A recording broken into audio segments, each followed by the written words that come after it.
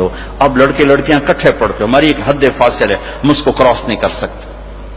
Girl friend boy friend یہ Europe کا culture ہے، جس نے نہ عورت کو عورت چھوڑا، نہ مرد کو مرد چھوڑا. نہ وہ خامند ہے، نہ باپ ہے، نہ بیٹا ہے، نہ بھائی ہے. وہ عورت نہ بیوی ہے، نہ ماں ہے، نہ بہن ہے، کچھ بھی نہیں ہے. وہ ایک ٹیشو پیپر ہے، استعمال کر کے پھینک دیا جاتا ہے. دونوں کے رشتے بے غیرتی نے مٹا دیے، دیمک کی طرح چاٹ لیا ہے یورپ کے معاشرے کو. اسپین میں تھا تو ان کا جو انسپیکٹر جنرل پولیس اور پولیس کے بڑے افسر مجھ سے آئے ملنے کے لیے. تو میں نے تھوڑی ان سے بات کی. پھر میں نے کہا میں 2 باتیں آپ کو کہہ کے جا رہا ہوں جو آپ کے فائدے کی ہیں.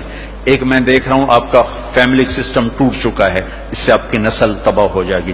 دوسرا، میں دیکھ رہا ہوں آپ کے پارکس میں گیا ہوں اور شہر بازار میں پھر ہوں، آپ کے بچے نظر نہیں آ رہے، یا جوان ہیں یا بوڑھے ہیں، آپ کا جنریشن گیپ آ رہا ہے. ویسے سر پکڑ کے بیٹھ گئے، کہنے کہ تم نے ہمارے وہ 2 مسئلوں پر ہٹ کیا ہے جو ہمارا سب سے بڑا سر درد اس وقت بنے ہوئے ہیں. ہماری نسل ختم ہو رہی، ہمارا فیملی سسٹم ختم ہو چکا ہے. ہماری ایک حد ہے، ہماری نظر بھی نیچے ہوتی ہے اور ہم حیا کی چادر سے باہر نہیں نکلتے.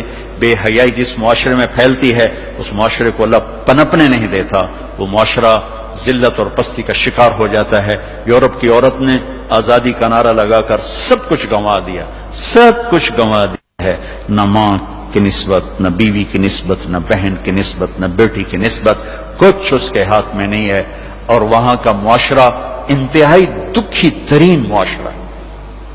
تو میرے عزیزو، اب ہمارے اگر حکمران چاہتے تو الگ الگ یونیورسٹیاں آرام سے بن سکتی تھیں، کوئی بڑا مسئلہ نہیں تھا.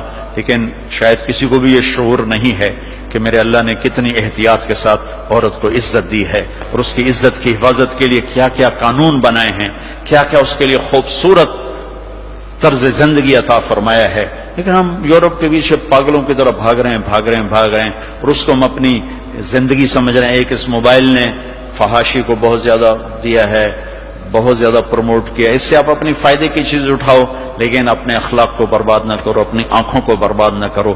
کہ سب سے زیادہ دل کی سختی ان آنکھوں سے آتی ہے، ان آنکھوں سے آتی ہے. جب آنکھ غلط دیکھتی ہے تو دل کی زمین بنجر ہو جاتی، ویران ہو جاتی. اپنی آنکھوں کے پردے گرانا سیکھو، حیا سیکھو، پاک دامنی سیکھو، حد فاصل رکھو. اللہ تعالیٰ نے ہم خود تراشتے ہیں منازل کے سنگ میل. ہم وہ نہیں ہیں جن کو زمانہ بنا گیا. ہماری تہذیب ہے، ہماری ثقافت ہے، ہمارے بیٹی کا مقام ہے، بیوی کا مقام ہے، بہن کا مقام ہے، ماں کا ایک مقام ہے. ہمارے ہاں رشتوں کی قدر ہے. اس قدر کو میرے اللہ نے ہمارے دل میں بٹھایا. قرآن نے سینکڑوں آیات اتاری ہیں ماں کے، بیٹی کے، بہن کے رشتوں کو باقی رکھنے کے لیے. میرے نبی نے کھول کے بتایا ہے. تو میرے عزیزو، وہ بیریئر کراس نہ کرو ورنہ حسرت کے سوا کچھ نہیں ملے گا، ہلاکت اور تباہی اور بربادی کے سوا کچھ نہیں ملے گا. وہاں کانٹوں کے سوا کچھ نہیں ہے.